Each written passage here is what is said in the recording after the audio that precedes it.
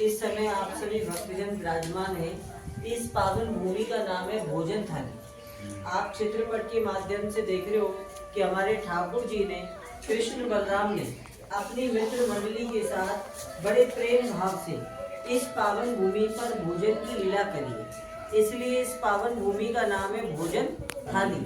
लेकिन बात अगर हम कर रहे हैं ठाकुर जी की, ये लीला स्थली है भगवान की, तो क्या ठाकुर जी की लीला को सिर्फ भोजन करने की लीला तक ही सीमित रख सकते हैं क्या?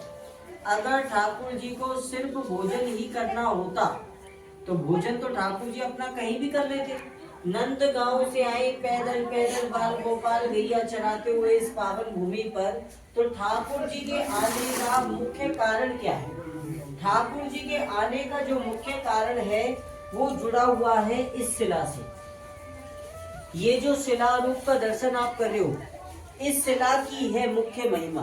अब ये शिला क्या है?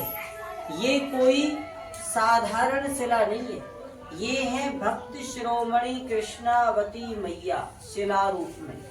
कृष्णावती मैया ही वो पवित्र आत्मा है, वो महान विभूति है जिसने ठाकुर जी को, बाल गोपाल को 5 वर्ष की अवस्था ही हमारे कन्हैया की, छोटो सो लालाओ कन्हैया, नंद गांव से इतनी दूर यहाँ कामन में इंद्रसेन पर्वत पर जंगल में आने के लिए विवश कर दिया। कृष्णावती मैया। अब आपके मन में प्रश्न उठेगा कि कृष्णावती मैया है कौन? किस युग में जन्म लिया? किस वंश में जन्म लिया? माता रानी को शिला रूप कैसे मिला?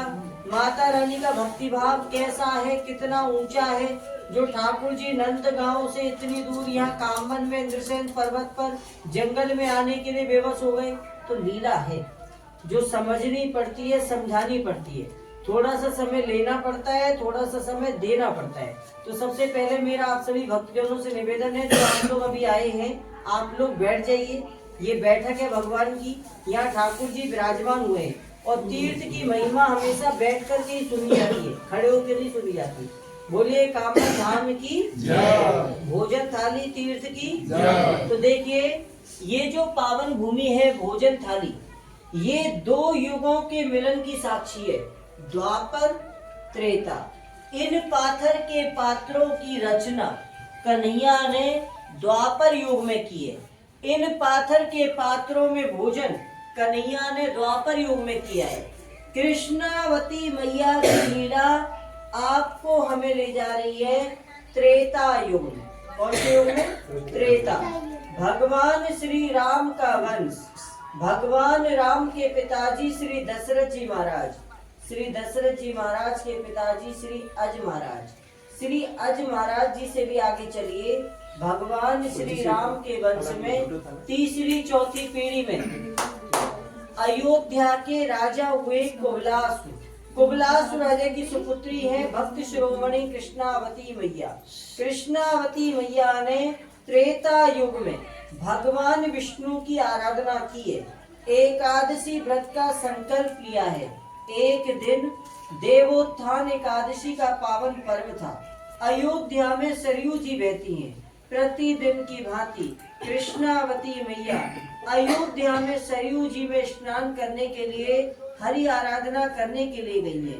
और जैसे ही गोता लगा के बाहर निकली है कृष्णावती मैया, तो क्या देखती हैं कि गदा शंख चक्र पद्मधारी साक्षात भगवान विष्णु कृष्णावती मैया के समक्ष प्रकट हुए और बोले हैं कि हे भक्त शिरोमणि कृष्णावती मैया, मैं आपके भक्ति भाव से अत्यंत प्रसन्न हूँ, वर मांगो।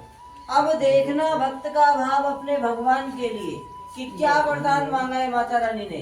किसी का पति नहीं है, किसी की पत्नी नहीं है, किसी की संतान नहीं है, मुझे ये लोग चाहिए, मुझे वो लोग चाहिए। ऐसे भावों की पूर्ति के लिए भगवान की तपस्या करने वाले भक्तों के तो अनगिनत उदाहरण मिल जाएंगे।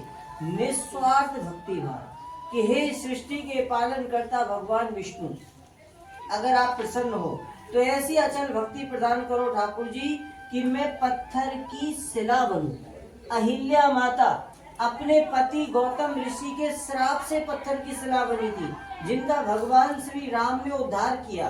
कृष्णावती माता का भक्ति भाव देखो कि अपने लिए शिला रूप मांगा है भगवान से वरदान कि ठाकुर जी मैं पत्थर की शिला बनूं, और आप बाल रूप में मेरे ऊपर विराजमान होकर के भोजन करो। आपके मुखार बिंद से जो झूठन गिरेगी मेरे ऊपर, उस झूठन के स्पर्श से ठाकुर जी मेरा उद्धार हो।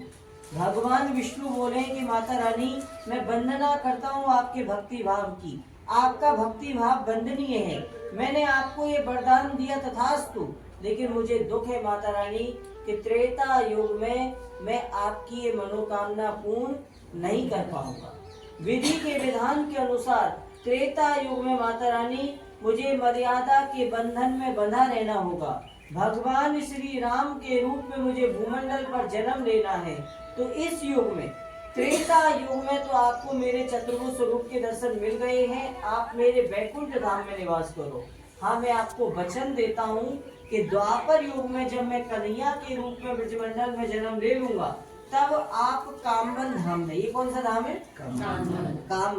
कामबन धाम में इंद्रसेन पर्वत पे भोजन स्थली नाम की शिला के रूप में विराजमान होंगी। और माता रानी, मैं नंद गांव से आऊंगा, बड़े भैया बलराम अपनी मित्र मंडली के साथ गैया चराता हुआ आपकी मनोकामना पूर्ण कर ले।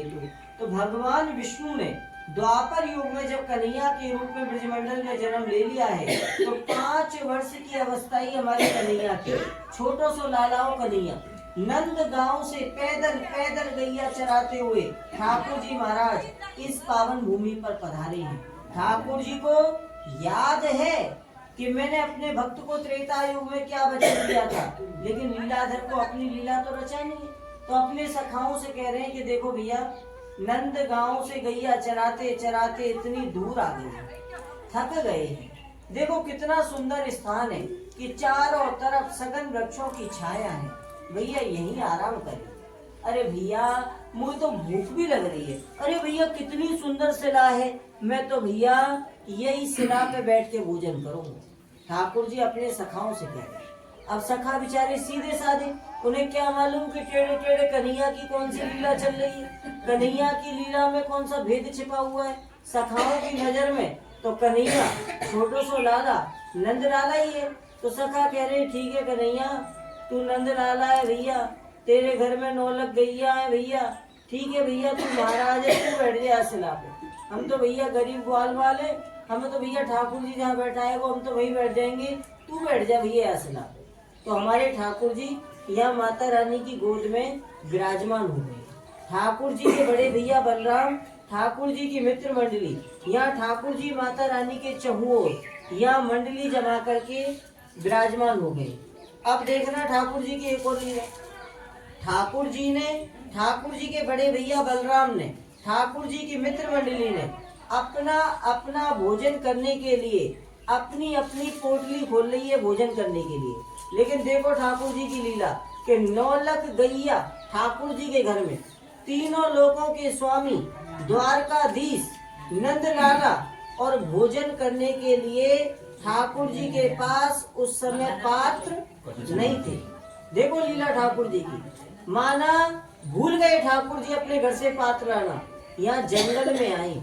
अगर चाहते तो किसी पेड़ पौधे का दोना पत्तल बना करके भी अपना भोजन ठाकुर जी कर सकते थे। उस समय ठाकुर जी का भाव कुछ अलग था। ठाकुर जी अपने मन में ये विचार कर रहे हैं कि दुनियादारी की नजर में जब मैं इस भूमंडल को छोड़ के चला जाऊंगा, तो मेरे भक्तों को कभी ये ना लगे कि अब उनका कन्हैया उनके साथ नहीं है। मेरे भक्तों को मेरी लीला का दर्शन लाभ हमेशा मिलता रहे। मेरे भक्तों को मेरी भोजन लीला का दर्शन लाभ अनंत काल तक मिलता रहे। जो भक्त सच्चे मन से, सच्चे भाव से मेरी भोजन लीला का दर्शन लाभ लेगा, करेगा, उनके घर परिवार में कभी कोई कमी नहीं रहेगी। घर के भंडार हमेशा भरे रहेंगे। इस भाव से भक्त वत्सल भगवान ठाकुर जी को भक्त वत्सल कहा जाता है। किस भाव से कि भगवान की हर लीला में कहीं ना कहीं अपने भक्तों का कल्याण निहित होता है। इसीलिए भगवान को भक्त वत्सल की संज्ञा दी जाती है। तो अपने भक्तों के कष्ट को हमेशा हमेशा के लिए दूर करने के भाव से ठाकुर जी ने, भक्त वत्सल भगवान ने निश्चय किया है कि मैं कामवन में इंद्रसेन पर्वत पर अपना भोजन करने के लिए पाथर के पात्रों की रचना करूंगा। इस भाव से ठाकुर जी ने इस दिव्य पावन भूमि पर अपने दिव्य हाथ का दिव्य स्पर्श किया है और ठाकुर जी महाराज के दिव्य हाथ के दिव्य स्पर्श से ये दो दिव्य थाली प्रकट हुई है। ये छोटी थाली कन्हैया ने अपने लिए बनाई है, ये कन्हैया की थाली है। बड़ी थाली बनाई है कन्हैया ने अपने बड़े भैया बलराम जी के लिए, ये बलराम जी की थाली है। ये कटोरा कन्हैया ने अपने लिए बनाया है और ये है बलराम जी का कटोरा। ये वो पात्र हैं जिन पात्रों में हमारे ठाकुर जी ने, कृष्ण बलराम ने द्वापर युग में अपना भोजन किया।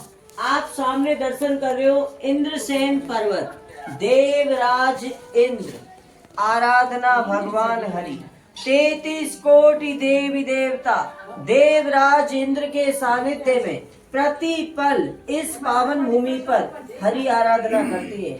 सर्वार्थ सिद्धि योग इस पावन भूमि पर परिलक्षित है।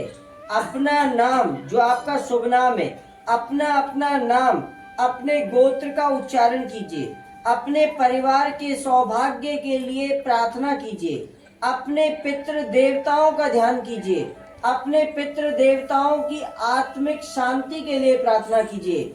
यहाँ पर भक्त अपने भगवान के लिए पात्र, भोजन और वस्त्र सेवा देते हैं। तो अपने ठाकुर जी कृष्ण बलराम के पात्र, भोजन और वस्त्र के लिए जो सेवा आप करना चाहो यथाशक्ति, ठाकुर जी के दरबार में कोई बंधन नहीं है, जो बने जैसा बने प्रेम से, जो आपकी श्रद्धा हो यथाशक्ति अपने ठाकुर जी के पात्र, भोजन, वस्त्र के लिए जो सेवा बने यथाशक्ति आप अपनी सेवा यहाँ दे सकते हो। हम भगवान से, माता रानी से, देवराज इंद्र, सभी देवी देवताओं से आपके लिए प्रार्थना करते हैं कि आपकी यात्रा सफल हो, आपके घर परिवार में सुख शांति बनी रहे, आपके घर के भंडार भरे रहे।